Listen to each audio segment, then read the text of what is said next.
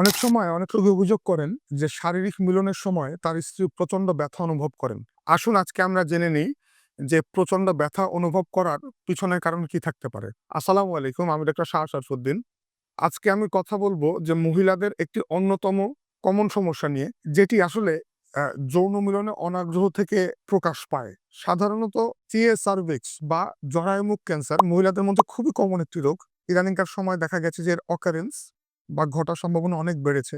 সাধারণত বিভিন্ন রকম অনিয়ন্ত্রিত জীবনযাত্রা, হরমোনাল ইমব্যালেন্স এবং যে তাদের যে মেনস্ট্রুয়াল যেই হাইজিন নিয়ে যে নলেজটা বা তাদের মাসিক সংক্রান্ত যে স্বাস্থ্য জ্ঞান, এই স্বাস্থ্য জ্ঞানে অভাব থাকার কারণে দেখা গেছে যে সাধারণত মাদের যে জেনারেশনটা, এই জেনারেশনটা এই রোগে বেশি ভুগছেন।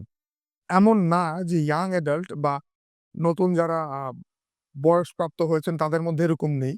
কিন্তু তাদের মধ্যে সংখ্যাটা আসলে কম। আজকে আমরা জানবো যে আসলে জরায়ুমুখ ক্যান্সার কিভাবে হয়, কেন হয় এবং আপনি কিভাবে বুঝবেন আপনার জরায়ুমুখ ক্যান্সার আছে। সাধারণত জরায়ুমুখ ক্যান্সারে যেটা দেখা যায় যে রোগীরা এসে অভিযোগ করে যে তারা যৌন মিলনের সময় ব্যথা পায় এবং ব্লাড স্টেইনড বা পুরুষাঙ্গে রক্ত লেগে থাকে, অনেক সময় এরকম দেখা যায়। এরকম যদি আপনাদের ক্ষেত্রে হয়, তাহলে আপনারা দেরি না করে অবশ্যই নিকটস্থ চিকিৎসকের সাথে যোগাযোগ করবেন। এছাড়াও অনিয়ন্ত্রিত মাসিক, অনিয়মিত মাসিক, পেশাবের সময় জ্বালাপোড়া, মাসিকের রাস্তায় জ্বালাপোড়া এই লক্ষণগুলো থাকতে পারে। এছাড়া বিভিন্ন রকম ডিসচার্জ বা ক্ষরণ মাসিকের রাস্তায় যেতে পারে। আসুন এবার আমরা জেনে নেই এটা সহজে প্রতিকারের উপায় কি। প্রত্যেকটা সরকারি হাসপাতাল, উপজেলা হেলথ কমপ্লেক্সে বিনামূল্যে বায়া ও প্যাপ স্মিয়ার পরীক্ষা করা যায়।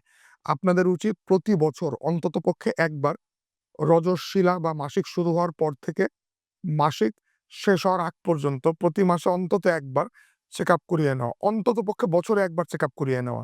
দ্বিতীয়ত, আপনাদের মেনস্ট্রুয়াল হাইজিন বা মাসিক স্বাস্থ্য মেইনটেইন করা, নোংরা ন্যাকড়া ব্যবহার না করা, ভালো মানের প্যাড ব্যবহার করা এবং শারীরিক মিলনের সময় কোনো রকম সমস্যা যদি আপনি ফেস করেন, তাহলে অতি দ্রুত নিকটস্থ ডাক্তারের সাথে দেখা করা।